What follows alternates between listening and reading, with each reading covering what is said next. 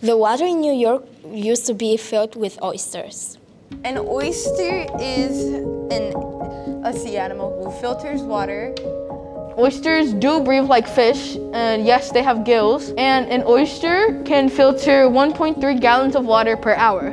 They feed on like algae and other microscopic things. My project is basically about the oyster food web, the primary consumers, the decomposers, producers, and secondary consumers, also the top predator, which is the humans. The water used to have 1 billion of oysters until they fished them out. So the Billion Oyster Project is basically a project trying to clean the waters in New York since it's very dirty. The Billion Oyster Project wants to do is they want to get 1 billion oysters in the harbors by 2050 because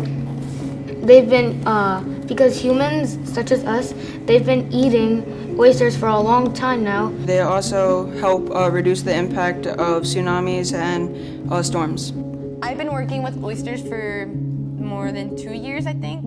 As you can see here in this photo, that's me. That's like not the first time I went, but like week 5 of us touching the oysters, seeing if they've grown or if they've died. When I was in Domino Park, it was fun to even touch the oysters and see different animals other than oysters was also very fun. We measured basically a bunch of oysters to see if they were able to go in the right cages, to put them in specific places to filter different water.